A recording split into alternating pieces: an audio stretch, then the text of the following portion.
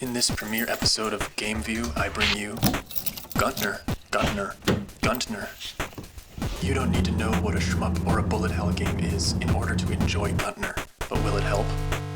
I may or may not answer that incinerating question on Game View. I stumbled through the crowd at a recent retro games event when a small CRT on a table caught my eye. I glanced at the screen and took in the moving images for a moment before automatically scanning the adjacent items. Small circuit boards were displayed for sale in a well-organized fashion, each adorned with a button, knob, and speaker, and the word bleepler. As I was glancing at the boards and coming to realize how cool these little synths were, my brain started to turn up the back burner and think, what is that game? Having just seen it for a moment, I had assumed it was some late 80s classic for the NES that I had never played or heard of. There's always one out there. But the ship is facing left, I thought. That's something I would remember, right? And the way all the different enemies were moving, it was so characteristic that I was sure I would have recalled it. I inquired after the exhibitor something ineloquent like, "What is this game? What is this?" And they replied simply that it was their game and to please try it. Which I did.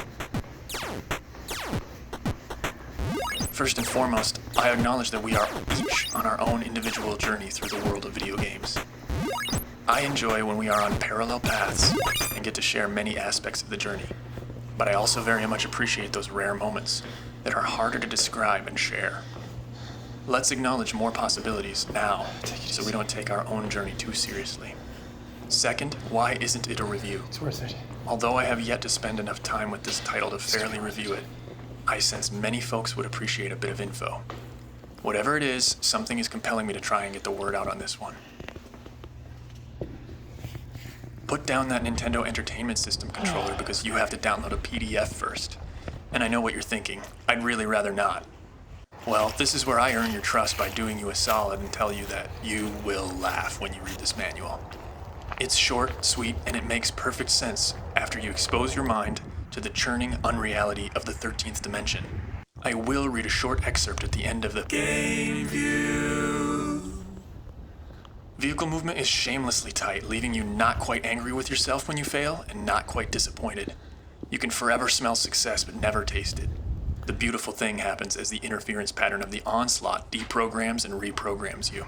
The incredible speed and unbelievably smooth animation combine to create an intensive and heightened experience of eustress and entertainment.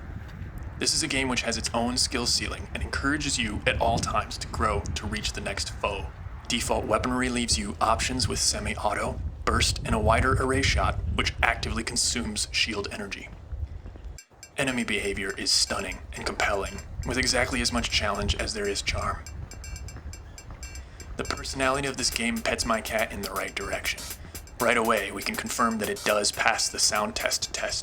There is also a lovely option for custom colors on the messaging within the game encourages you to do better.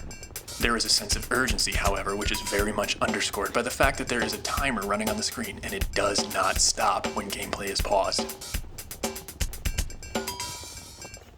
This game does what games are supposed to do and takes you to another place. It puts your mind into a different state, a state of fun.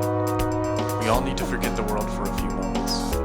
That is the only way we can return to it with clear enough minds to do what we need to do. I think it's important for us to ask why we sometimes feel that we wish things were different. Maybe you've played a game before and thought it could be better if something were added to it.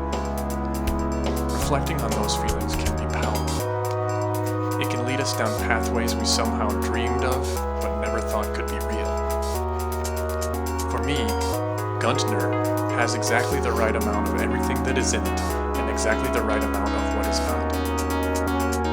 Now, as promised, I will read an excerpt of the game manual. Your vessel, the Rudy, is fueled by dark matter amulite. The turbo-encabulator propulsion and displacement system feeds surplus energy to the shield capacitor while still providing perfectly cromulent thrust.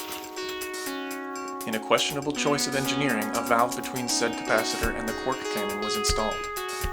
Opening of said valve results in unpredictable, rapid fire that quickly drains the shield system. lack of operating shields results in absolute cabin depressurization and death. Also featured is a corduroy-lined dashboard. Towards the left end of the input controller device exists this plus-shaped interface. Depressing one of the paddle's 4 terminal protrusions will move the Rudy in that relative direction. By combinationally depressing the directional terminal while also simultaneously depressing a perpendicular neighbor terminal, the Rudy will move in a relative direction that is neither of the depressed terminals, but rather an unerring approximation between the two.